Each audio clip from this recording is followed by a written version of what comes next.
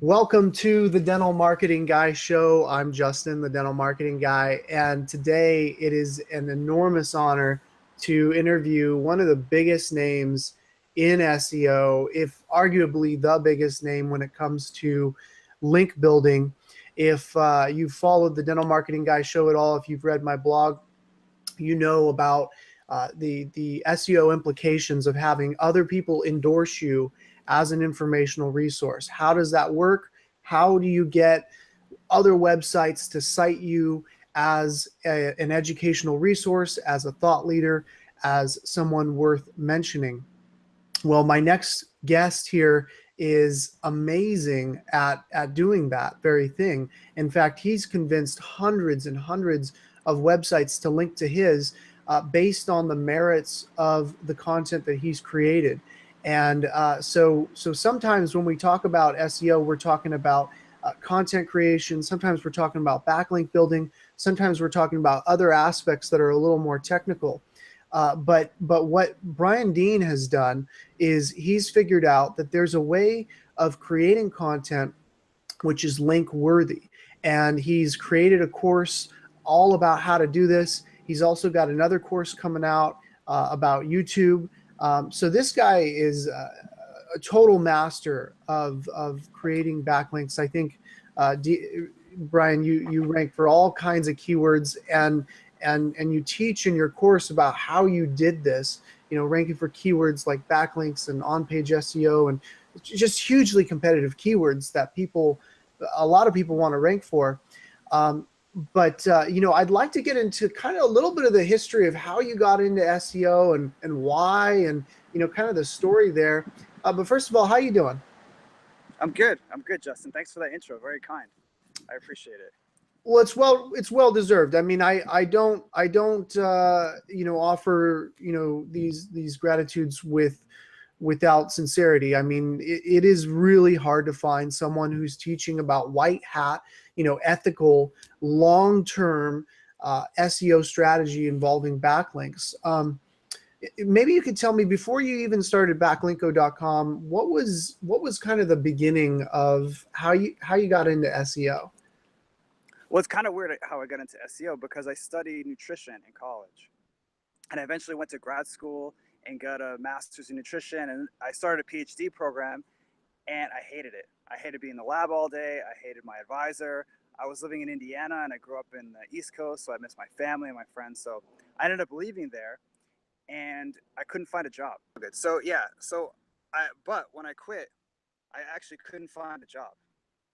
So I ended up freelance writing to pay the bills.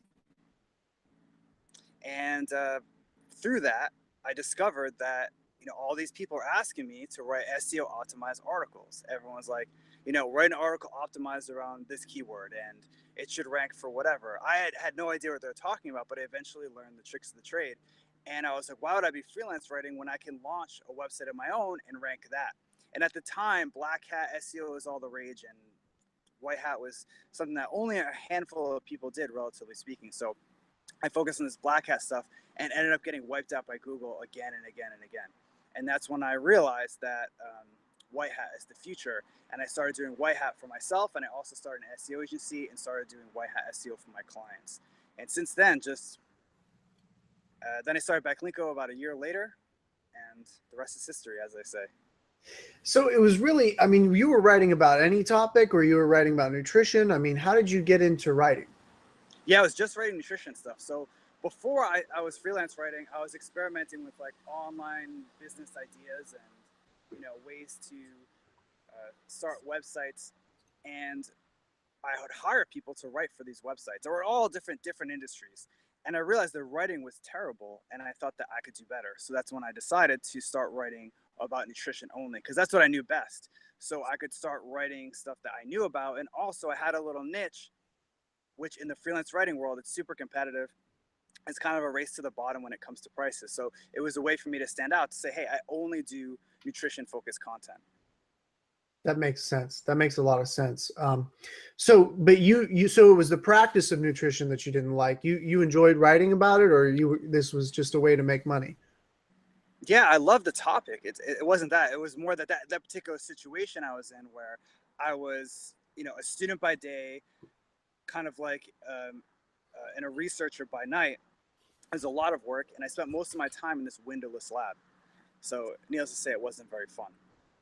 Yeah. So you found out that you could write different articles for like a specific keyword and just stuff those keywords in there, and that it would rank because Google was just looking at the exact match of that keyword. So you might rank something by writing one article about 7 tips to lose weight without eating carbs, and then you might write a different article about how to eat less carbs to lose weight with the 7 tips. And so you'd rank for different keywords, right? Is that kind of how it worked? Exactly. It worked great because for every different keyword, Google would just go with the result that was most relevant. So if you had that exact content on your page, you would rank for that keyword pretty much automatically.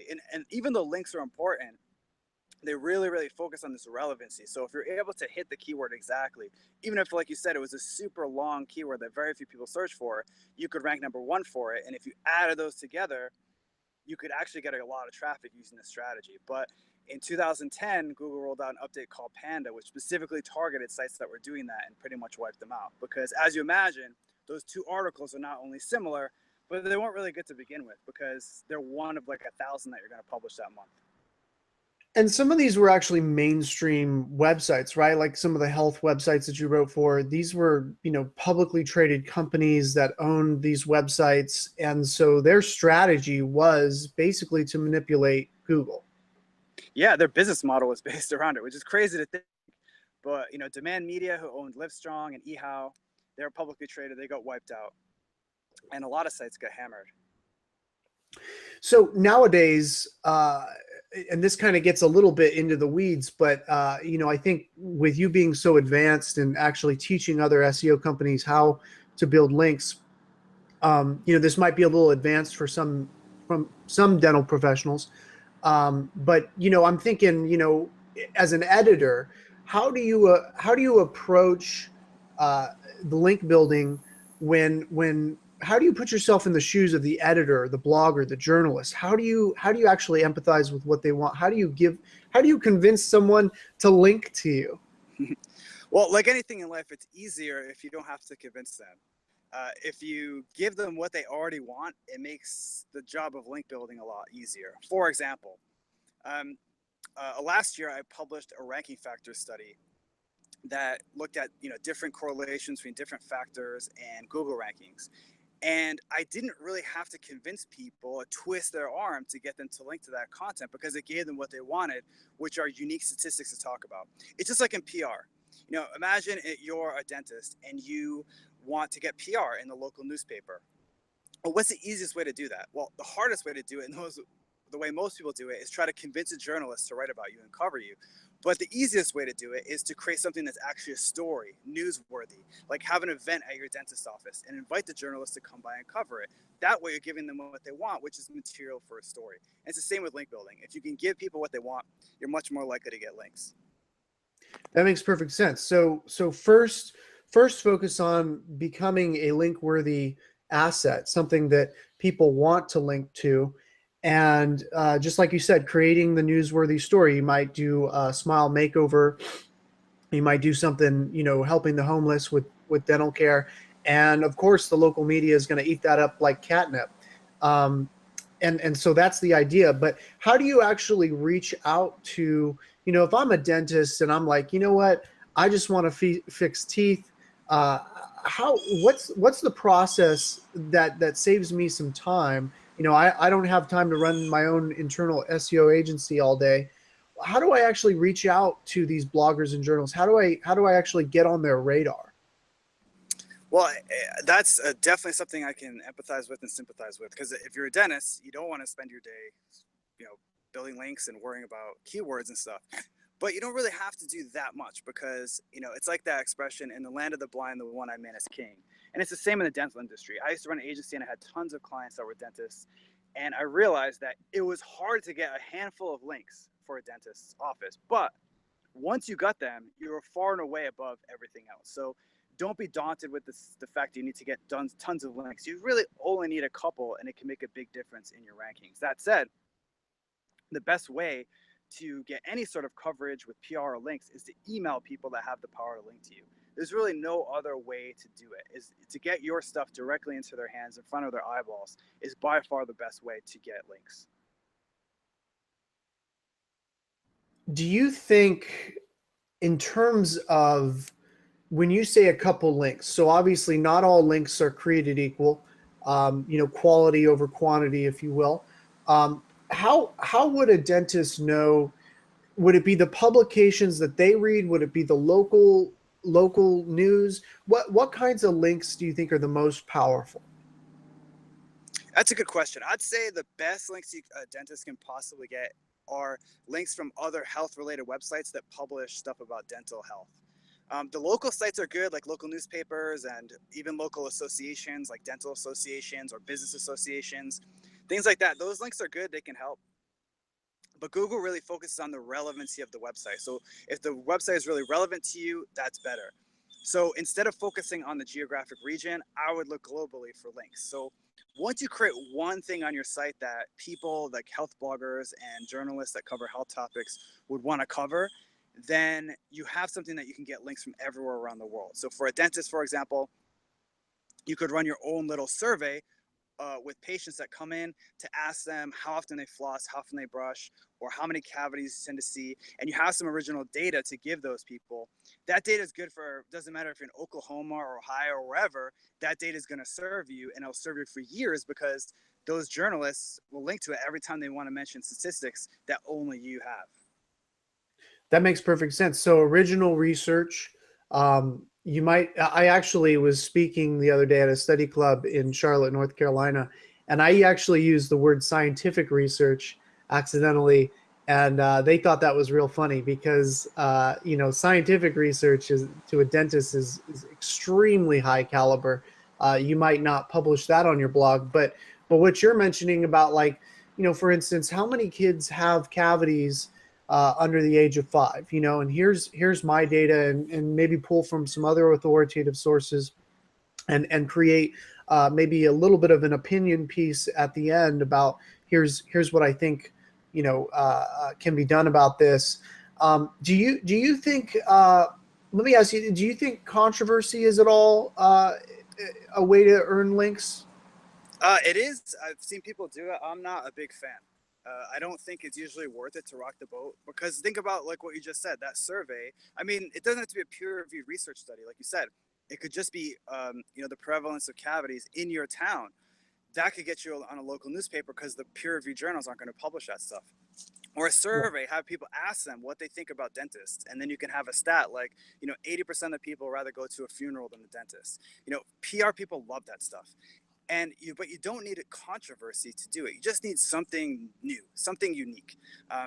You can use controversy. I've seen it used, but a lot of times it backfires, and you don't need it to get links. So why take the risk? That makes sense. That makes sense. So, strong opinions can a lot of times get a lot of social shares, but there's a downside to that because if you're writing a blog post on amalgam versus composite, a lot of people might not believe in amalgam, and you can make a strong scientific case for it that they last longer, that it's not causing mercury issues.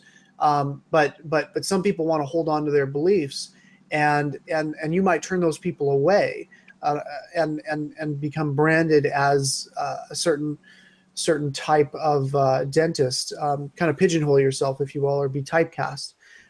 So that makes sense. So, I know we got to go pretty soon, but, I'm hoping you can talk about this strategy. It's a little bit high level. For the dentists watching this, it might be just to kind of get your gears running, but hopefully we can get a little bit actionable as far as a power page. What exactly is a power page? And if I'm a dentist listening to the Dental Marketing Guy show, how in the world, what's the first step? How do I even create a power page? So a power page is basically a piece of content that's designed specifically to get links and to rank in Google. So most people publish content that's good, sometimes even great, but there's no strategy behind it. It's just content that's content. A power page is different because it's designed specifically to rank in Google. So the key to doing that is to find a topic or an angle that appeal to the people that have the power to link to it. So like we talked about so far, it's the same idea. It doesn't have to be original data. It just find out what these people are already linking to, what they tend to talk about and write about, and then create something that fits in there. That way you're not trying to fit a square peg in a round hole. And when you reach out to them, they're going to be happy to link to it because they're already linking to that stuff all day long.